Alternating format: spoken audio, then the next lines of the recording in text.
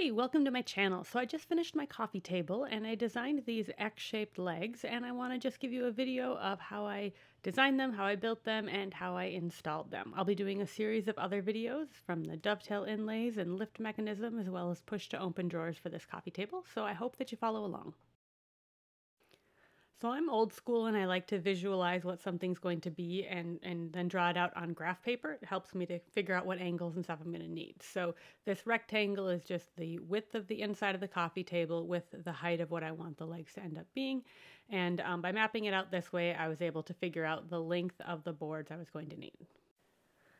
So there's two ways I could have done this. I could have taken all 24-inch pieces, glued all three pieces of wood together, and then it would have been really easy to, square up all the edges after it was glued up. But I was running out of walnut, and it was much easier for me to hit my scrap bin and find pieces that were, about 11 inches long for half of the pieces, and then I only had to have 4 24-inch pieces of walnut. The 45-degree angles will be parallel cuts for the long piece, so I lined this up at 24 inches on one side and then cut it off. It really could be a longer board to start with, it's fine, because now I'm going to go to my stop block so they all end up exactly the same and make the next 45-degree cut. The two pieces that are going to complete the rest of the X, you're going to have one side that's going to be a 90-degree angle and then one side that's going to be the 45-degree angle. So once I had a 90-degree angle, I now knew that I needed the next dimension to be at 10 1/4. I dry assembled the legs to make sure that the prettiest grain patterns would be showing on the outside, and then kept them in their proper orientation when I took it apart. And you'll notice that the X's are just going to be staggered so that we get the strongest possible joint. I applied plenty of glue, but I wanted to make sure that I didn't apply so much that there was a lot of squeeze out. And then I used this little craft roller. They're really handy for just rolling the glue out. And then on this first layer, I did use some brad nails to help hold it together while I did the next layer. On the outside layer, I did not use brad nails because I didn't want any nails to show.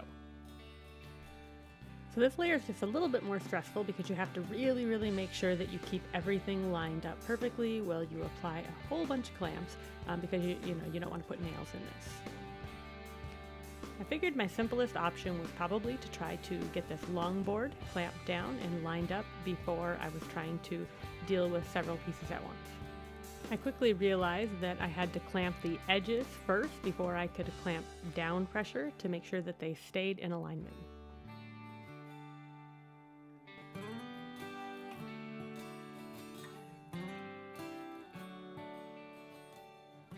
I highly recommend that you have a lot of clamps easily accessible to you once you start this part, because I used a lot more clamps than I thought I was going to need just to make sure that everything stayed as aligned as possible.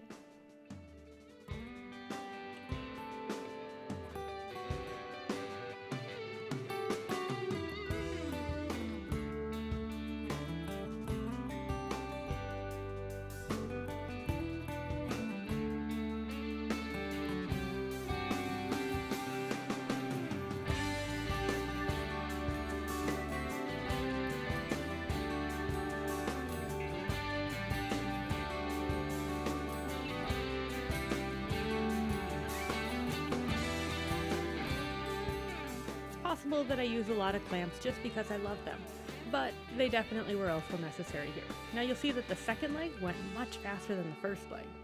Okay, well, I really wish that we actually had fast forward in real life.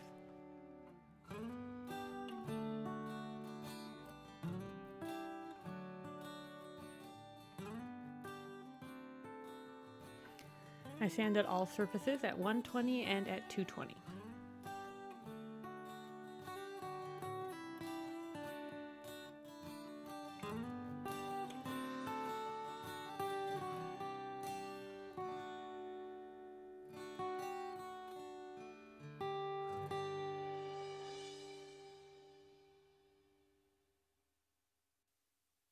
I decided to use spray lacquer instead of trying to brush any finishes on. I just thought with as many angles as there were, I'd probably end up with some runs, and so the spray lacquer worked out really nice and easy.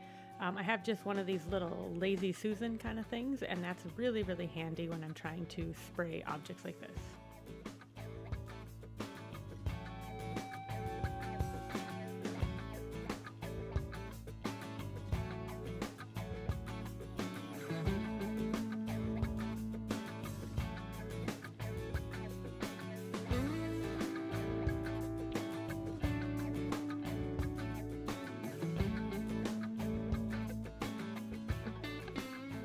So on the underside of the coffee table, I have these pieces of alder, and that's going to be where I'm going to attach the drawer slides.